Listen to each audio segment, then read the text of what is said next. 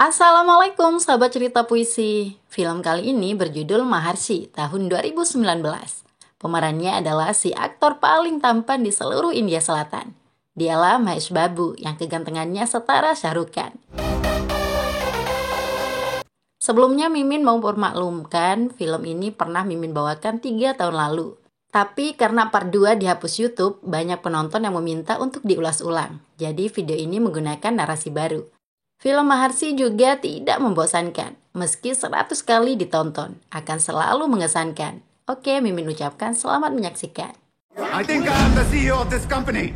Prapanchani ele. Success is a journey.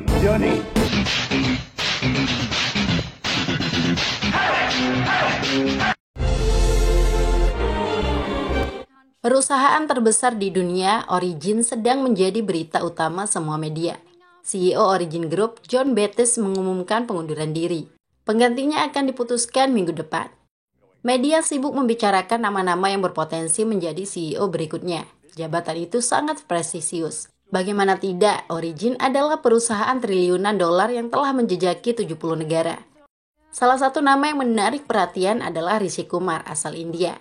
Media di India tidak ketinggalan memberitakan tentang Rishi Kumar. Sekedar berpeluang menjadi CEO Origin saja sudah sangat membanggakan setiap orang Telugu. Pada hari yang telah ditentukan, John Baptiste mengumumkan sosok penggantinya. Dialah Rishi Kumar yang dikenal sangat percaya diri, pemberani, dan berkomitmen tinggi. Mr. Rishi Kumar.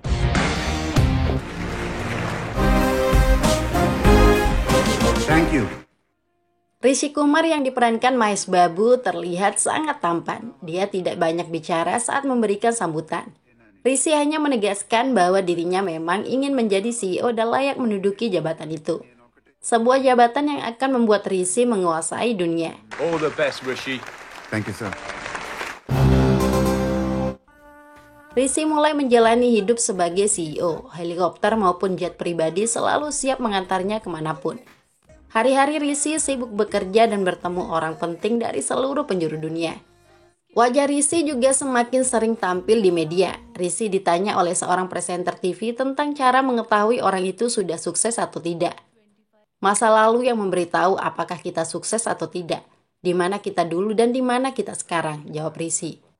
Bagi Rishi, kesuksesan yang dia raih saat ini sudah diprediksi. Tapi kenangan saat kekurangan uang dulu tidak pernah terlupakan. Rishi masih ingat saat remaja dulu. Ayahnya Satya Narayana tidak bisa bayar hutang. Setiap minggu ayahnya ditagih, diomeli, dan dipermalukan oleh pemberi pinjaman. Narayana tidak bisa berbuat apa-apa, kecuali tersenyum menanggung malu di hadapan istri dan putranya. Rishi jadi sangat marah dan kecewa dengan ayahnya. Hari ini saya menghasilkan triliunan. Tapi saya masih sakit hati karena tidak punya uang saat itu, ucap Rishi. Kini Rishi telah menjadi miliarder. Presenter bertanya lagi definisi sukses. Rishi memberikan jawaban yang cukup keren. Menurutnya, sukses tidak memiliki definisi, karena ketika seseorang sukses, orang itulah yang menjadi definisi kesuksesan. Manon success aite. Success ki definitions antu ye Rishi benar-benar telah jaya di negara orang. Tidak lupa dia mengajak ibunya untuk tinggal di Amerika. Rishi selalu menghormati sang ibu dan menjadikannya ratu. Suatu hari Rishi diundang ke pesta ulang tahun sekretaris pribadinya Nidhi. Rishi dan Nidhi memang seperti sahabat karena mereka berasal dari India dan meniti karir bersama di Origin. Rishi datang ke lokasi acara. Tapi suasana di sana sepi. Rishi justru bertemu sahabatnya saat masih miskin dulu karena yang datang jauh-jauh dari India. Karena sangat bangga dengan kesuksesan Rishi. Nidhi muncul bersama teman-teman kuliah Rishi dulu. Hi, Rishi. Hey. So nice to see you. Hello. Hi. Hi, Rishi. Ada pula mantan dosennya, Profesor Chandrasekhar. Rupanya Nidhi tidak ulang tahun. Nidhi sengaja membuat kejutan untuk Rishi. Reuni itu terasa sangat istimewa. Apalagi selama beberapa bulan terakhir, nama Rizky selalu menjadi buah bibir di seluruh dunia. Mereka jadi mengenang perjalanan Rizky sebelum menaklukkan dunia. Dulu hubungan Rizky dan ayahnya sangat renggang. Mereka tidak saling bertegur sapa. Tapi Rizky akan marah jika ada yang menghina ayahnya. Misalnya ketika ayahnya dimarahi di tempat kerja, Rizky merasa terluka. Dia bersama Kana menemui orang itu. Tanpa basa-basi, Rizky menghajarnya habis-habisan.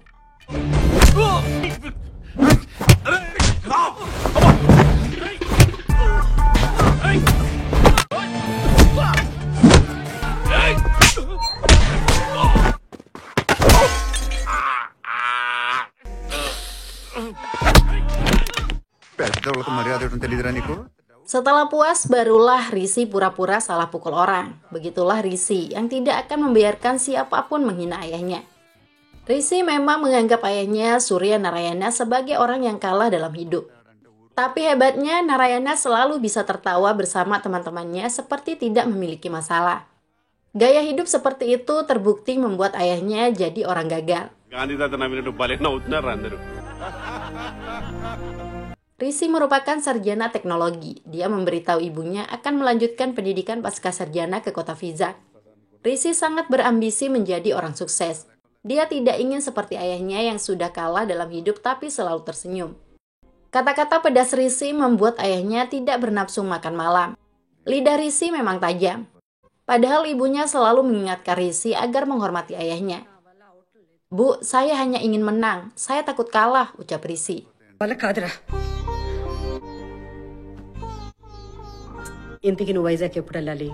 Perjalanan Rizky mengejar gelar Master Teknologi dimulai. Pada hari pertama masuk kampus, Rizky jenuh mendengar sambutan seorang dekan yang terdengar garing. Dekan itu bicara tentang kesuksesan dan membanggakan dirinya sudah sukses. Kepada para mahasiswa baru, dekan berpesan agar tidak takut gagal. Sebuah kegagalan adalah langkah pertama menuju kesuksesan. Pada saat mahasiswa diberikan kesempatan bicara, Rizky langsung maju ke podium dengan bersemangat. Rizky tidak setuju dengan pernyataan kegagalan adalah langkah pertama menuju kesuksesan. Itu hanya kutipan tidak penting yang berseliweran di media sosial. Menurut Rizky, kegagalan akan merenggut kesuksesan dan menghancurkan hidup seseorang. Oleh karena itu, siapapun harus menang jika ingin sukses. Rizky juga berani menyebut dekannya bukan orang sukses. Seharusnya jabatan dekan bukan akhir dari segalanya. Karena tidak ada titik dalam kesuksesan, yang ada hanya koma. Ingat, sukses bukanlah tujuan. Sukses adalah sebuah perjalanan. Ucap Rizky membuat semua orang bertepuk tangan. Rizky menjadi cukup populer setelah berbicara tentang kesuksesan. Sayangnya, orasi Rizky tidak sempat dilihat oleh mahasiswi cantik bernama Puja yang datang terlambat ke kampus. Puja bersikap cuek saat Rizky mengajaknya ngopi. Di asrama kampus, Rizky satu kamar dengan mahasiswa bernama Raffi Shankar. Sosok Raffi yang berasal dari desa terlihat cupu. Proses belajar mengajar di kelas dimulai. Profesor Chandrasekhar ingin mengetahui siapa mahasiswa yang cerdas. Sebuah soal cukup sulit diberikan. Siapapun yang berhasil menjawabnya akan masuk majalah kampus. Challenge seperti itu sudah menjadi tradisi. Biasanya soal akan berhasil dipecahkan setelah 3 bulan. Rizky sama sekali tidak peduli. Menulis soal yang diberikan saja enggan. Berbeda halnya dengan teman sekamarnya, Raffi, yang begitu semangat. Mahasiswa bernama Ajay lebih ambisius lagi. Dia sangat percaya diri akan menjadi orang pertama yang bisa menyelesaikan soal itu. Malam harinya, Rizky ingin tidur cepat dan mematikan lampu kamar. Raffi justru menyalakannya lagi karena sedang sibuk menyelesaikan soal yang diberikan dosen. Raffi memang serius kuliah agar bisa menjadi orang sukses. Mengingat ayahnya yang seorang petani sudah bekerja keras sehingga dia bisa melanjutkan pendidikan. Berbeda halnya dengan Rizky yang terlihat kuliah hanya sekedar untuk mengisi waktu luang. Rizky tidak ingin berdebat. Dia mengambil spidol dan menuliskan jawabannya. Rizky bisa menyelesaikan soal sulit itu hanya dalam waktu singkat. Raffi sampai terbengong dengan kehebatan Rizky. Pagi-pagi semua mahasiswa dan dosen dikagetkan dengan soal yang sudah terjawab. Menurut Profesor Chandra, bisa menyelesaikan soal hanya dalam semalam adalah sejarah di kampus itu. Rizky mendorong dan menunjuk Raffi yang menyelesaikan soal. Raffi mengakui dia yang menulis jawabannya. Beberapa mahasiswa juga sempat melihat Raffi. Tepuk tangan meriah pun dihadiahkan untuk Raffi. Soal lebih sulit diberikan, Raffi memberi kode agar Rizky membantu. Rizky meludah mengolok Raffi. Meski begitu, Rizky tetap menyelesaikan soal agar lampu kamar dimatikan. Jawaban Rizky ditulis lagi oleh Raffi di papan kelas. Profesor Chandra sampai melongo dengan kejeniusan Raffi. Ajay yang katanya akan menyelesaikan soal hanya Om Do. Puja datang ke kamar Raffi mengajaknya ngopi, sedangkan Rizky diolok-olok. Puja menilai Rizky beruntung bisa satu kamar dengan Raffi yang jenius. Rizky mulai kesal dengan Raffi karena Puja memujinya, tapi Raffi menjelaskan jika dia sudah memiliki pacar di desa bernama Pallavi. Raffi hanya akan fokus kuliah, sehingga bisa pergi ke Amerika dan berfoto di gedung-gedung pencakar langit.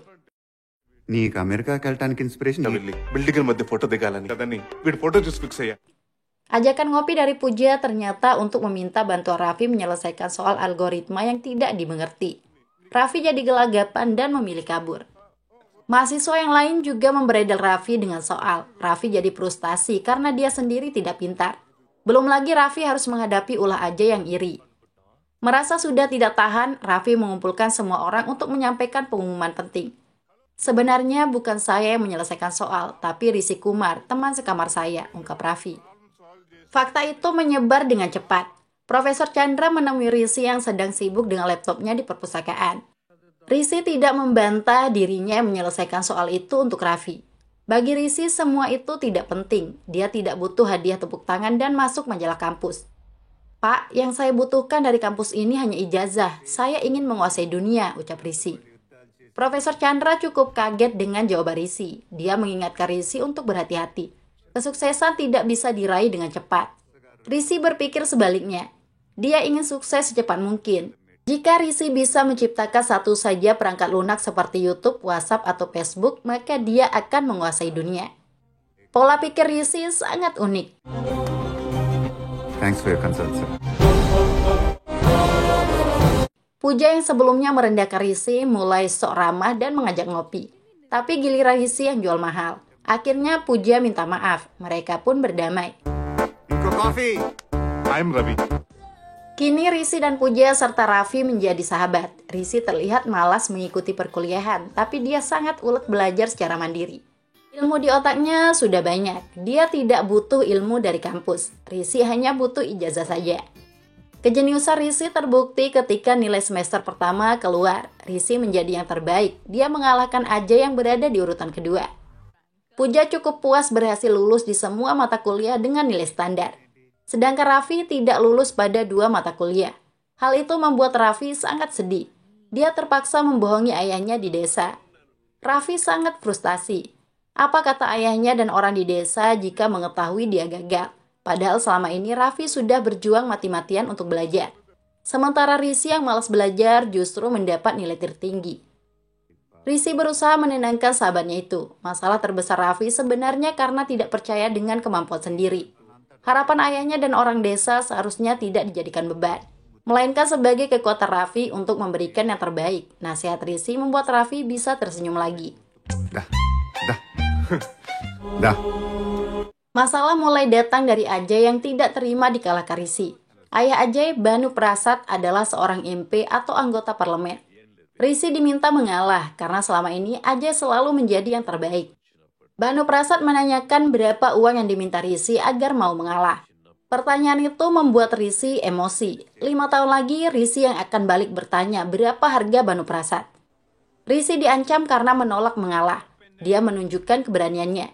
Semua preman dihajar. Kekuatan Rizky sangat luar biasa. Preman di mata Rizky hanya butiran debu. Banu Prasad dibuat terpaku dan malu.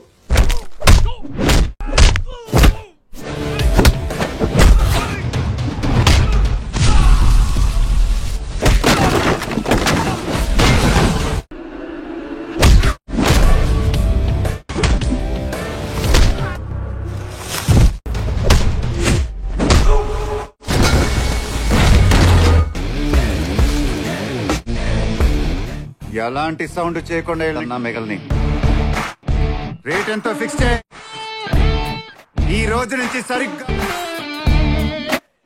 Selanjutnya Rizky menerima undangan Puja untuk main-main ke rumahnya. Rizky kaget dengan sikap keluarga Puja yang banyak bertanya seperti mencari calon pengantin. Rupanya Puja telah memperkenalkan Rizky sebagai kekasih. Rizky jadi terjebak saat Puja mengungkapkan cinta. Tidak mungkin dia menolak. Mereka pun jadian alias berpacaran. Seiring berjalannya waktu, nilai semester 3 keluar. Rizky kembali menjadi yang terbaik. Nilai Raffi juga lumayan memuaskan. Sebelum ujian akhir pasca sarjana, kampus menyelenggarakan wawancara untuk penempatan kerja. Raffi berhasil mendapat pekerjaan di Amerika, semuanya berkat bantuan Rizky. Kabar bahagia itu diceritakan kepada ayahnya di desa. Betapa bangganya sang ayah, apalagi Raffi akan menerima gaji 2 lakh per bulan atau sekitar 37 juta rupiah. Pernikahan Raffi dan Pallavi akan segera dipersiapkan. Calon mertua Raffi, Saibabu yang memiliki bisnis penggilingan padi ikut bangga dan bahagia. Saibabu tidak salah mempercayai Raffi. Wawancara kerja di kampus memang sangat bermanfaat. Ajay sesumbar kepada Rizky karena mendapat tawaran tertinggi dari perusahaan. Gaji Ajay mencapai 1,8 miliar per tahun atau 150 juta per bulan. Rizky ditantang jika mampu mengalahkannya. Rishi Kumar. Morning, sir. Sesuatu yang unik kembali dilakukan Rizky saat diwawancarai oleh perusahaan Origin Group asal Amerika. Rizky tidak datang untuk menerima tawaran dari perusahaan. Sebaliknya, Rizky yang memberikan tawaran kepada perusahaan. Rizky mengaku mampu menciptakan sistem operasi berdasarkan kecerdasan buatan. Penemu Rizky akan membuat Origin bisa mengalahkan Google dan Facebook. Ternyata kesibukan Rizky dengan laptopnya selama ini bukan sekedar gaya-gayaan. Tapi dia sedang menyusun perangkat lunak. Rizky mempersilahkan pihak Origin menghubunginya jika tertarik. Halo. Last page lo na number ఉంటుంది.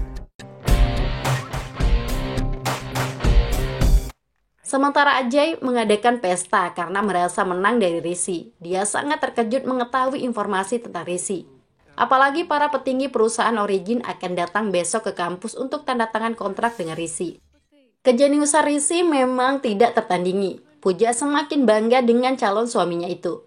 Pooja sendiri menolak tawaran dari perusahaan agar tetap bisa menemani Rizky. Pooja ingin menikah dengan Rizky dan ikut ke Amerika.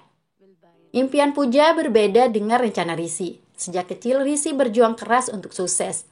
Dia tidak mau Pooja menjadi beban dalam karirnya. Hati Pooja terluka dianggap sebagai beban, tapi Pooja berusaha memahami karakter kekasihnya itu. Pooja bersedia menunggu Rizky kembali dari Amerika. Rizky justru membuat keputusan yang tidak pernah diduga. Dia mengajak Pooja putus. Rizky memiliki banyak mimpi yang ingin dicapai. Keputusan itu membuat Pooja sangat kecewa. Dada Pooja terasa sesak. Dia pergi dengan air mata.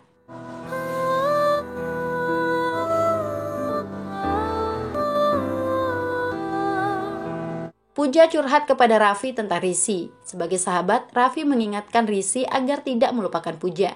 Rizky malah marah-marah dinasihati. Saya pikir kamu orang istimewa. Tapi saya salah. Kamu sama saja dengan yang lain yang memanfaatkan orang lalu membuangnya, ucap Raffi. Rizky menampar Raffi. Kata-katanya sangat menyakitkan. Padahal Raffi sudah mengenal Rizky sejak lama.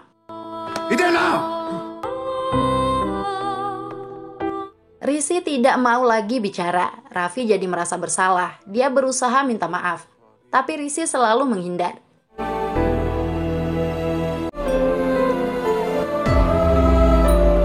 Ujian akhir kampus akan dilaksanakan besok pagi. Malamnya, sekelompok orang mencuri soal ujian. Kasus itu ditangani polisi. Sebuah kunci loker milik Rishi Kumar ditemukan di TKP. Pihak kampus dan polisi memanggil Rishi sebelum ujian dimulai. Meski Rishi membantah, tapi bukti kuat menunjukkan Rishi pelakunya.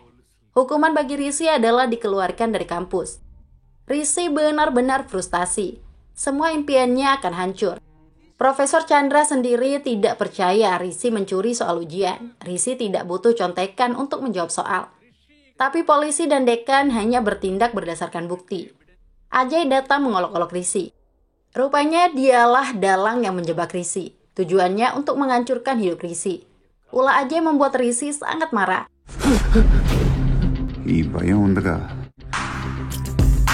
Oh. Tiba-tiba polisi mendapat petunjuk baru yang sangat kuat bahwa pelakunya bukan Rishi. Akhirnya Rishi dibebaskan. Rishi bisa bernapas lega. Dia memeluk Profesor Chandra. Lalu berlari ke ruang kelas untuk mengikuti ujian akhir. Let's go!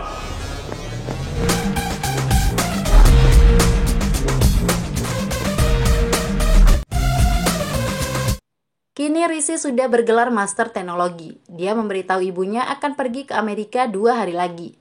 Sedangkan sang ayah hanya diam mendengarkan.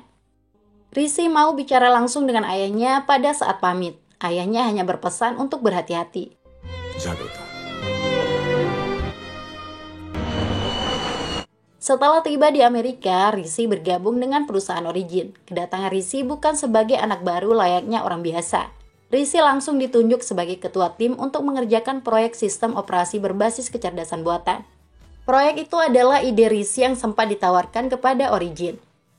Rizky bekerja keras bersama tim. Dia berhasil menyelesaikan proyeknya dengan baik. Sistem operasi berdasarkan kecerdasan buatan siap diluncurkan. Pada hari peluncuran, Rizky akan segera memasuki panggung, tapi ada telepon dari sahabatnya, Kana. Dengan nada suara pilu, Kana meminta Rizky segera kembali ke India. Ayah Rizky telah meninggal dunia saat tidur. Lemas sekujur tubuh Rizky mendengar itu, dadanya terasa sesak. Meski dia tidak pernah menunjukkan rasa hormat, sejujurnya Rizky sangat menyayangi ayahnya. Rizky belum sempat memamerkan kesuksesannya kepada sang ayah yang selama ini dianggap orang gagal. Sekeras-kerasnya hati Rizky, dia hanya manusia biasa. Rizky tidak bisa menahan sedihnya. Rizky maju ke panggung dengan hati bergejolak. Matanya terlihat sembab. Suara Rizky serak menahan kepedihan telah ditinggalkan sang ayah. Terlepas dari masalah pribadinya, Rizky berhasil memaparkan sistem operasi berbasis kecerdasan buatan. Rizky mendapat tepuk tangan meriah di tengah hatinya yang hancur.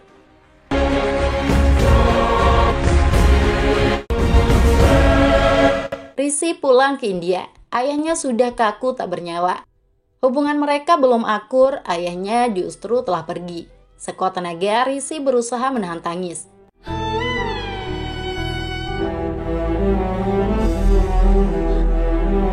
Setelah ayahnya meninggal, barulah Rizky merasakan kehilangan sosok kepala keluarga. Ibunya memberikan Rizky sebuah surat yang ditulis ayahnya. Surat itu seharusnya diberikan saat ayahnya masih hidup. Melalui surat, ayahnya mengungkapkan kerinduan yang sangat dalam kepada Rizky. Sudah cukup lama mereka tidak saling bicara. Ayahnya menyadari dianggap sebagai orang gagal oleh anak sendiri. Tapi saya tidak pernah merasa gagal, karena saya adalah alasanmu untuk selalu ingin menang.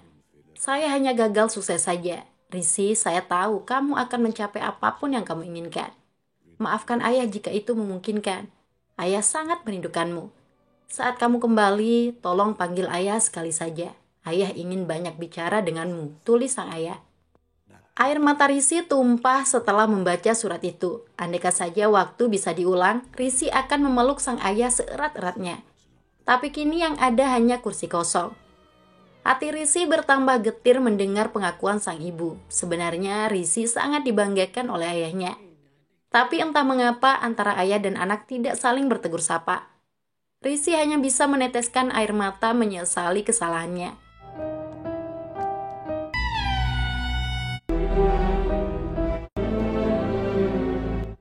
Kenangan masa lalu membuat Rizky terhanyut emosi.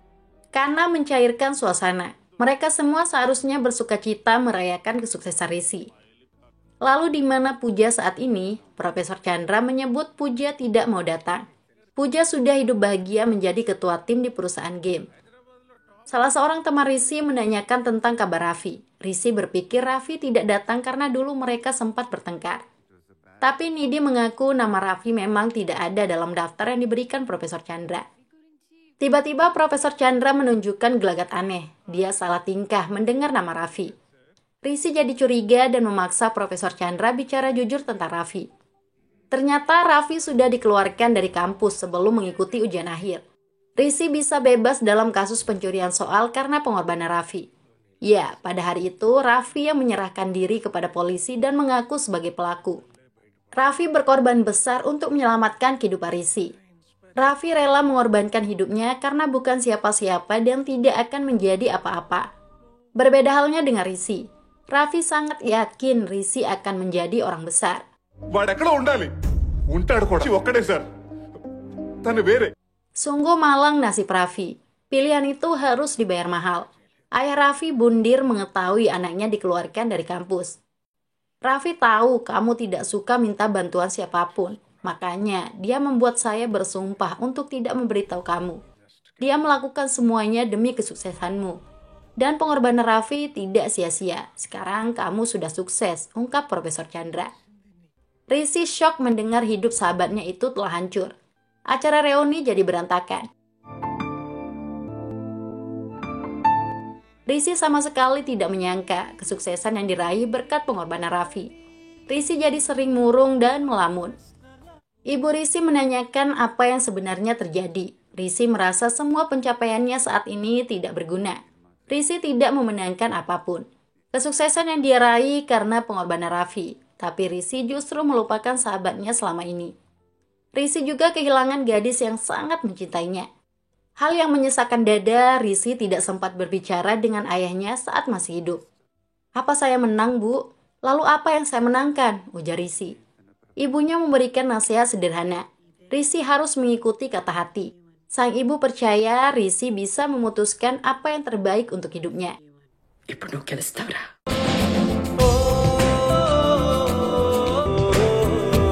Rishi kembali bangkit. Dia mengumpulkan semua jajaran direksi Origin Group. Rishi mengumumkan bahwa dia akan pergi ke India untuk sementara waktu. Dewan direksi panik mendengar rencana Rishi. Keberadaannya sebagai CEO sangat penting. Rishi jadi marah mendengar ada yang berani protes. I think I am the CEO of this company. Sebagai CEO, Rishi berhak melakukan apa saja. Rapat itu hanya untuk memberitahu Dewan Direksi, bukan untuk meminta izin. I'm off to India. Rishi kemudian mengajak ibunya terbang ke India. Kedatangan Rishi menjadi berita utama media. Rishi mengaku agendanya hanya pribadi saja tanpa urusan bisnis. Keberadaan Rishi di India sepenuhnya mendapat sumber daya dari kantor. Karyawan Origin di India, Ramakrishna siap melakukan apapun untuk sang bos. Rishi langsung mengajak Ramakrishna mencari keberadaan Raffi di desa Ramavaram, Andhra Pradesh. Kondisi Raffi ditemukan sangat memprihatinkan. Sahabat lamanya itu duduk seorang diri di bawah tenda sambil membaca koran. Pada saat Rishi menyapa, Raffi langsung berlari memeluk Rishi penuh bangga.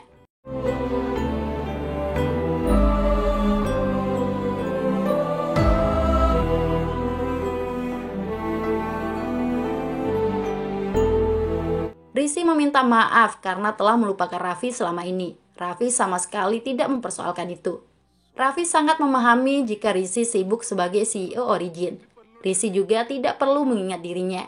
Melihat Rishi sukses saja sudah membuat Raffi bahagia. Rishi kemudian mengajak Raffi untuk ikut ke Amerika. Raffi bisa sepuasnya berfoto di antara gedung-gedung tinggi seperti mimpinya dulu. Rupanya Raffi telah berubah. Dia menolak tawaran empuk itu. Rumah dan desa adalah kenangan yang ditinggalkan ayahnya. Raffi tidak mungkin meninggalkan semua itu. Raffi juga menceritakan jika saat ini dia sedang berjuang mempertahankan desanya. Ada proyek nasional yang akan melakukan penambangan gas. Banyak desa termasuk desa Ramavaram akan dihancurkan untuk dipasang pipa gas. Masyarakat dipaksa setuju, baik dengan cara licik maupun uang. Raffi sendiri bersama sebagian masyarakat menolak menjual tanahnya. Rishi diajak menyaksikan desa-desa yang dihancurkan karena sudah dibayar. Sekitar 4 bulan lagi, giliran desanya yang akan bernasib sama. Raffi siap mati untuk mempertahankan desanya. "Kamu sudah datang sejauh ini untuk melihat saya. Itu sudah cukup. Pergilah, saya tidak bisa ikut ke Amerika," kata Raffi. Rishi berjanji akan membantu Raffi menyelesaikan masalahnya. Setelah itu mereka bisa pergi ke Amerika. Sebagai CEO Origin, Rishi bisa melakukannya. Langkah pertama Rishi mengunjungi CM atau Ketua Menteri Andhra Pradesh. CM memberitahu rencana penambangan gas merupakan proyek Vivek Mittal bersama pemerintah pusat. Vivek Mittal adalah ketua Trident Group yang tinggal di Mumbai.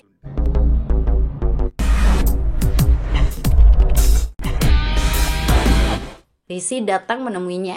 Rupanya tujuan Rishi yang ingin melindungi desa Ramavaram demi sahabatnya sudah diketahui. Menurut Vivek, proyek yang akan melintasi desa Ramavaram nilainya sangat besar mencapai 75.000 crore. Vivek sudah menghabiskan banyak uang untuk proyek tersebut. Rishi tidak peduli berapapun biaya yang sudah dihabiskan Vivek. Rishi hanya meminta Vivek melepas satu desa saja, tempat sahabatnya tinggal. Vivek pengusaha yang keras kepala, dia tetap tidak mau. Rishi disarankan membawa sahabatnya itu ke Amerika. Rizky mengancam akan membatalkan proyek tersebut jika desa Ramafaram tetap ingin dihancurkan. Tapi Vivek sama sekali tidak takut dengan ancaman Rizky. Baginya, Rizky tidak bertaji di India. Rizky pergi dengan tangan kosong.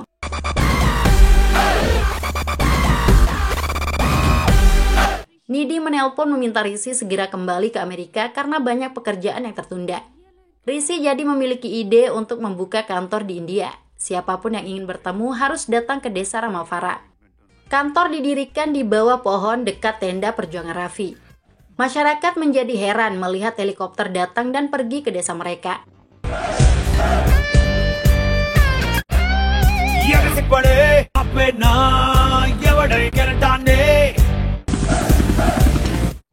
Para pengusaha di seluruh penjuru dunia datang ke tempat terpencil itu hanya untuk bertemu CEO Origin.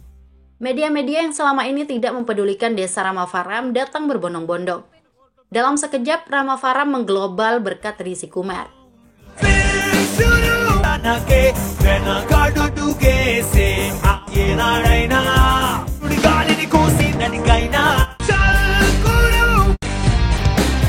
Dibukanya kantor Origin membuat perusahaan tempat Pooja bekerja ingin mengambil peluang.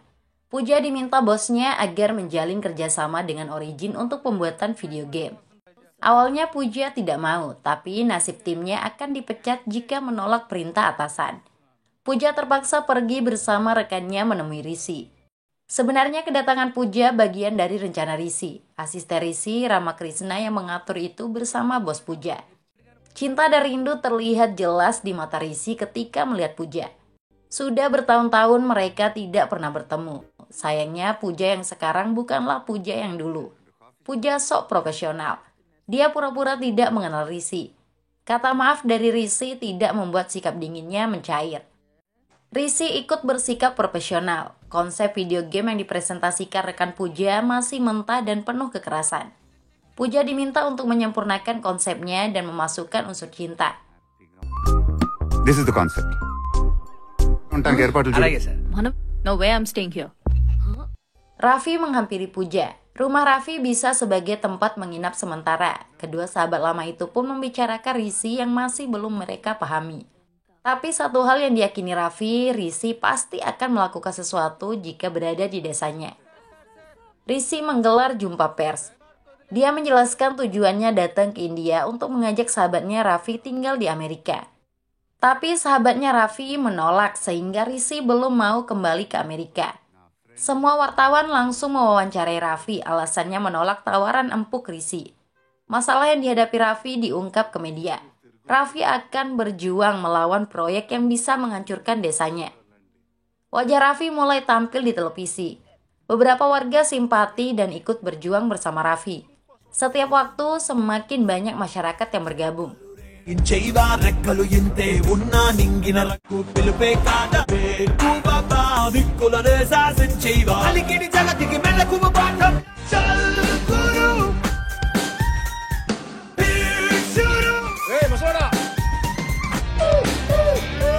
Perjuangan Raffi bertambah kuat. Tiba-tiba ada Pallavi di seberang jalan. Saat itulah Rizky mengetahui jika pengorbanan Raffi tidak hanya membuat ayahnya bundir, tapi cintanya juga berantakan. Hubungan mereka tidak disetujui oleh ayah Pallavi, Sai Babu. Pallavi sudah dijodohkan dengan orang lain. Raffi diajak kawin lari, tapi Raffi menolak karena tidak bisa meninggalkan desa. Rizky tidak tinggal diam. Dia menemui Sai Babu. Rizky mengungkapkan jika hidup Raffi berantakan karena telah dikorbankan untuk kesuksesannya. Pak, Rizky Kumar tidak akan ada tanpa Raffi. Dia telah memberikan hidupnya kepada saya. Karena itu dia kehilangan ayahnya. Dan sekarang dia akan kehilangan gadis yang dicintainya. Kita seharusnya beruntung memiliki orang seperti Raffi, ucap Rizky. మరి అదృష్టం మీకుందో లేదో ఉండాలంటే అదృష్టం ఉండాలి sir. Tidak lama, Pallavi menemui Raffi lagi. Kabar membahagiakan disampaikan bahwa ayahnya telah merestui hubungan mereka. Semua itu terjadi setelah Rizky berbicara dengan ayahnya. నాన్నతో మాట్లాడాడు లేచి వెళ్ళి Raffi semakin bangga dengan Rizky. Dia menemui Pooja agar mau membuka hatinya kembali untuk Rizky. Pooja tersenyum dan cinta yang sudah lama terpendam itu bangkit lagi.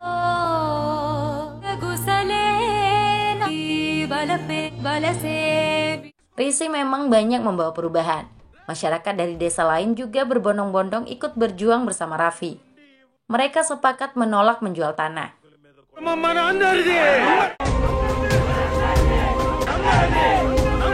Vivek Mittal yang awalnya meremehkan Risi merasa menyesal. Dia datang menemui Risi. Vivek mengalah dan setuju melepas desa Ramaparam. Tapi giliran Risi yang tidak mau karena saat ini ada 41 desa yang menolak menjual tanahnya. Vivek tidak mungkin melepas 41 desa. Vivek kemudian menawarkan kepada masyarakat tanah mereka akan dibeli seharga 4 lak per are atau sekitar 75 juta rupiah. Harga tersebut jauh meningkat yang dari sebelumnya hanya 23 juta per are. Tawaran itu sangat menggiurkan. Masyarakat mulai pecah, sebagian besar dari mereka setuju menjual tanah. Raffi marah karena masyarakat dengan mudahnya berubah sikap.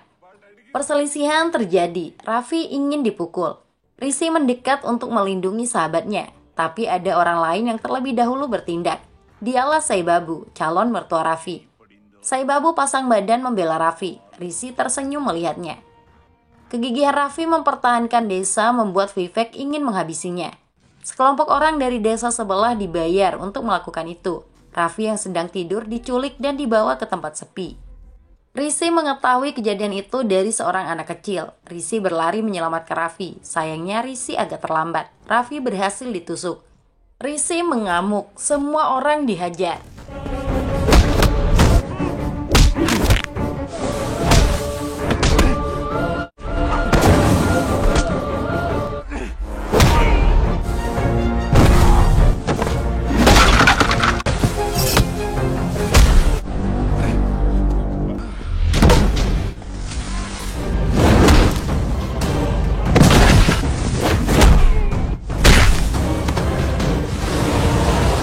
Di tengah pertarungan, berkali-kali Raffi kembali ditusuk hingga terluka parah. Risi jadi semakin buas, ganas, dan beringas. Rencana!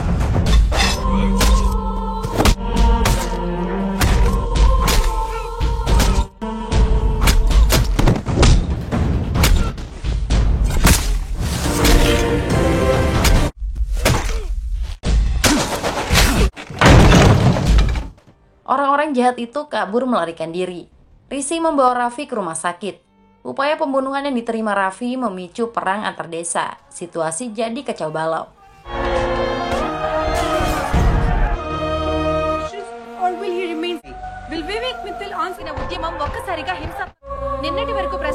Vivek Mittal memanfaatkan kesempatan itu. Dia berbicara di media bahwa Rishi Kumar adalah penyebab kekacauan. Rishi disebut datang ke India untuk merebut proyek pertambangan gas. Rishi menggunakan sahabatnya untuk mewujudkan tujuan itu, termasuk mengorbankan Raffi. Fitnah Vivek dipercayai sebagian masyarakat. Rishi dipaksa segera meninggalkan desa Ramaparam. Saibabu juga memohon agar Rishi pergi demi keselamatan Raffi. Rishi terpaksa pergi. Dia mengajak ibunya bersiap kembali ke Amerika besok pagi. Mata Rishi menunjukkan orang yang kalah. Ibunya tidak suka melihat Rishi seperti pecundang. Jika Rishi kembali ke Amerika, tidak ada bedanya dengan sang ayah yang dianggap sebagai orang kalah. Di mata ibunya, ayah Rishi selalu jadi pemenang. Sebenarnya dulu ayah Rishi akan menjadi seorang kolektor, tapi ayahnya lebih memilih membantu petani melakukan aksi protes. Aksi itu berujung rusuh. Akibatnya pengadilan melarang ayah Rishi mendapat pekerjaan apapun di pemerintahan. Kini Rishi harus membantu petani dan menang bersama-sama. Nasihat sang ibu membuat Rishi berubah pikiran. Dia memantapkan hati untuk bertarung hingga tetes darah penghabisan. Besoknya Rishi duduk sendiri seperti yang pernah dilakukan Raffi. Preman yang coba-coba mengganggu dihajar dengan sadis.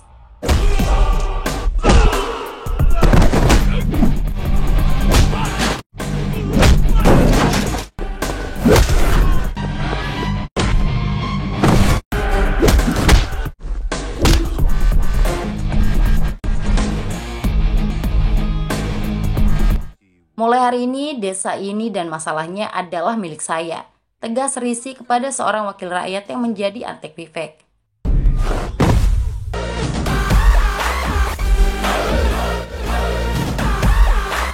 Rishi tetap duduk di tenda meski belum ada masyarakat yang mendukung. Dia rela tidak makan dan minum sepanjang malam. Pagi-pagi seorang petani tua datang membawakannya roti karena kasihan. Petani itu kemudian pergi ke sawah. Risi yang ikut dari belakang kaget melihat padi sudah tumbuh subur. Padahal sebagian besar petani sudah meninggalkan profesinya. Jika saya juga berhenti bertani, lalu apa yang akan kalian makan? Jika orang harus makan, bukankah harus ada yang menanam padi? Ujar si petani. Ucapan si kakek benar juga. Risi minta diajari bertani.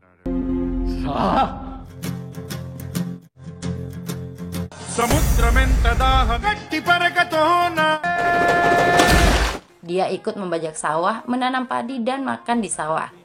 Sementara di desa, masyarakat sedang menyelesaikan proses penjualan lahan. Risi datang membawa banyak uang tunai. Dia akan menyewa semua lahan petani. Harga sewa tidak tanggung-tanggung, 5 lak per area melebihi tawaran Vivek. Syarat dari Risi juga sangat menguntungkan petani. Para pemilik lahan harus mengolah sawahnya sendiri. Sungguh tawaran yang tidak mungkin ditolak. Semua petani batal menjual lahannya. Mereka menerima dengan bahagia tawaran Risi. Masyarakat mulai ramai-ramai bertani kembali.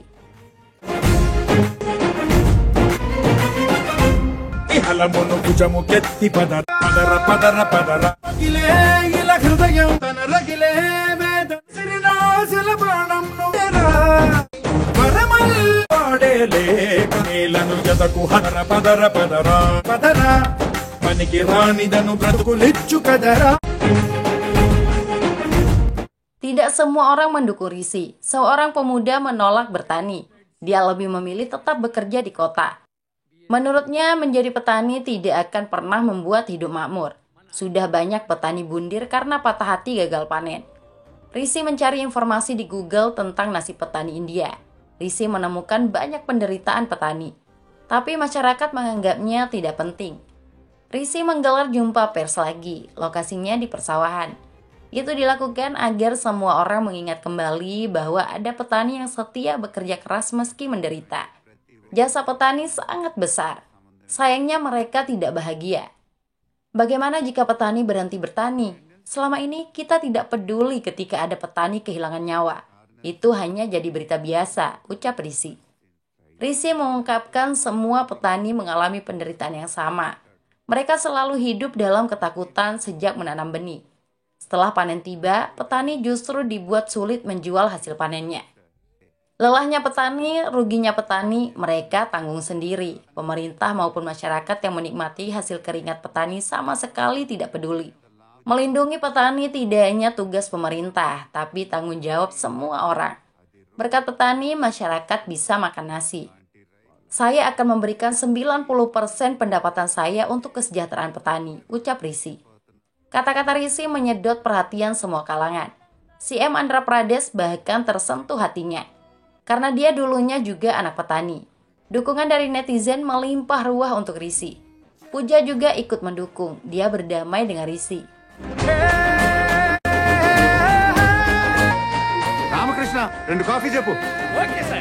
CM mendatangi langsung Risi di desa Ramafaram. Baru kali ini CM menginjakkan kaki di desa itu.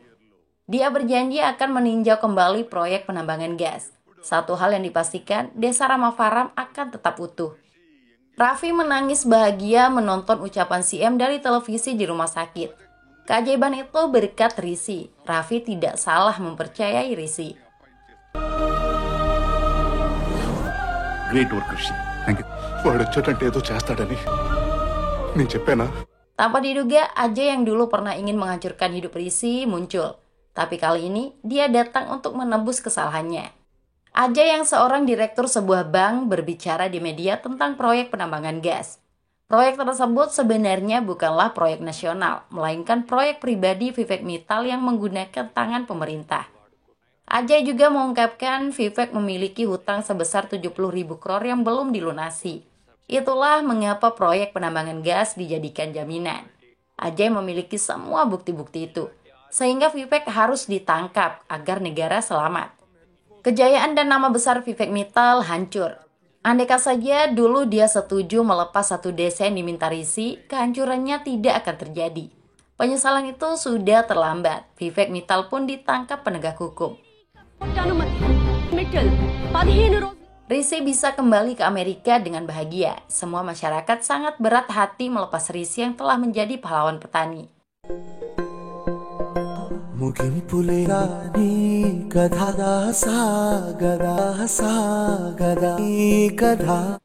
Di dalam pesawat, Rishi terus teringat para petani dan Raffi. Dia memilih untuk kembali ke tanah pertiwi. Awak media kaget dengan kembalinya Rishi. Ternyata Rishi telah membuat keputusan penting. Dia mengundurkan diri dari jabatan CEO Origin. Apakah ini akhir dari kisah sukses Rishi? Tentu saja tidak. Rishi yakin tetap bisa sukses lagi di India. Kesuksesan bukanlah tujuan. Kesuksesan adalah sebuah perjalanan. Tutup Rishi Kumar mengakhiri film. Sudah dulu ya, sampai jumpa. Wassalam semuanya. చేవాడు మహర్షి గెలుపు కోరుకునేవాడు మనిషి